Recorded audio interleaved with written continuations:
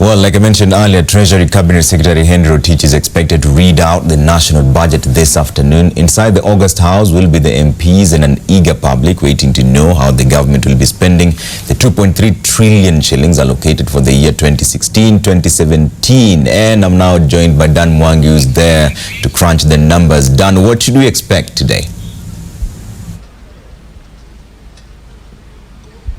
Thank you very much, Trevor. Yes, we're coming to you live from the Parliament buildings, and this is a pretty significant day in Kenya and for East Africa as well, because you know the budget for the year 2016-2017 is being read out today in all three countries, and ordinarily it's done on Thursdays, but because tomorrow is a public holiday in Uganda, it was unanimously agreed that it shall be held today on Wednesday, and that's why it's different from the other years when we have it read on Thursdays.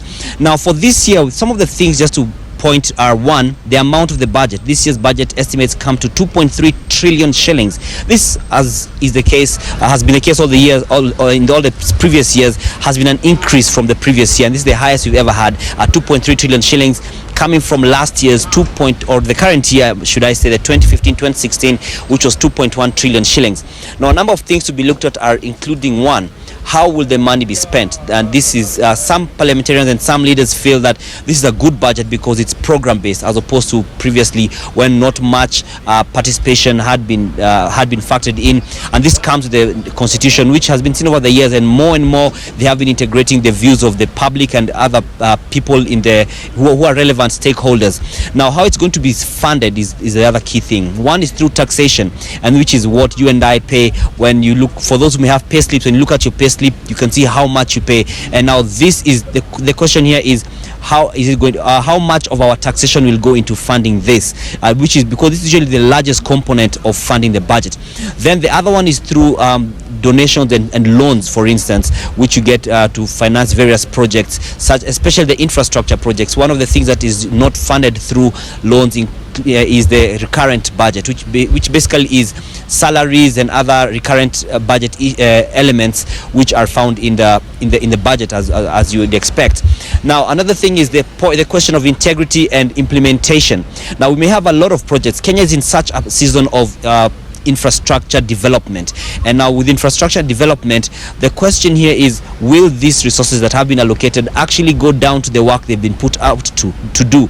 Because many times we've found many stalled projects, some are even white elephant projects, and we don't see them going very far beyond the announcements that have been made.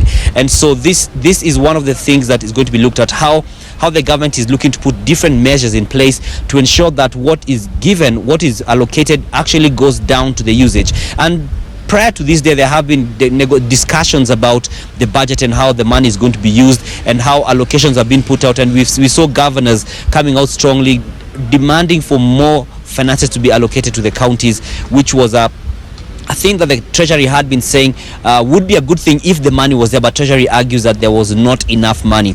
And having seen a financial year that included a lot of dynamics when it comes to integrity and corruption, this again brings to the fore the need to actually ensure that there is integrity when it comes to handling of public resources, and what measures will be put in place in this financial year to ensure that this is actually achieved. Because as always, there are always measures that are announced, but we've still seen a lot of pilferage of public resources.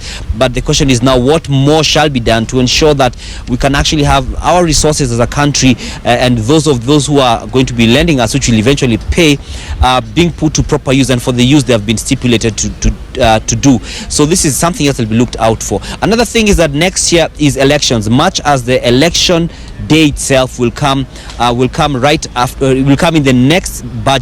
This budget is meant to factor in a lot of preparation finances. So the preparation for the budgets, be it BVR kits or the likes, and just the preparations, the pre-election processes, be it political parties funding, so how that will be done, and seeing what detail will be gone into, and just to see how ultimately this can become a process that is going to instill, increase the voter confidence and the confidence of the public, the common mwananchi, in the institutions of the country. Because at the moment, as you can see, there have been issues with the Independent Electoral and Boundaries Commission, and this is the thing that brings it down to the question of how much confidence do the Kenyan public have in the institutions that are existent, because this puts forward a bigger situation, because we may have the issues going on now. Then what if we have budgetary allocation that is insufficient for this, or planning that is not done well, or implementation that falls short of the expectation? These are some of the things you're looking out to see in the budget reading today.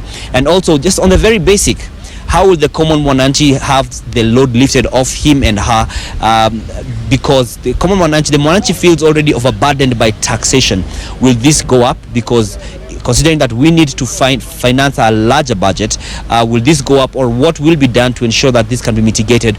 And one thing that some reports have given is that it has been a positive move, in the sense that we have a better ratio between recurrent expenditure and development expenditure.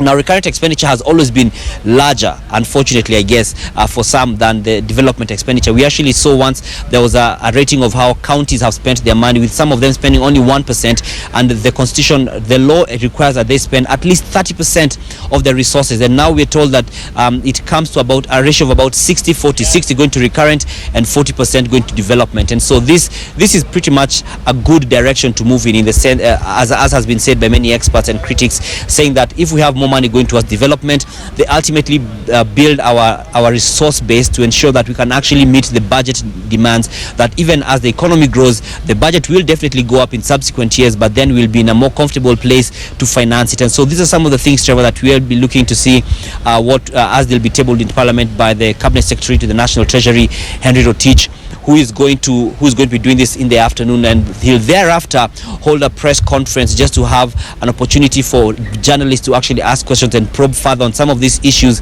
which may either be unclear or would need any further explanation on. So we shall be here with the live proceedings of this reading, Trevor. Definitely it's going to be something that many people look out to. Over the years, people have looked at how would I afford my ugali, much easier, and how would I make sure that I can actually afford to take my tea with milk.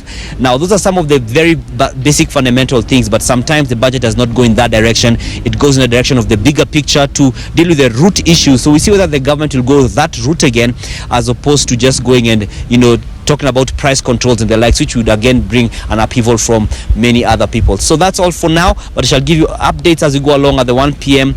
bulletin. When Wallace will have his panel in studio, we shall give you an update. But for now, we take you back to studio, Trevor.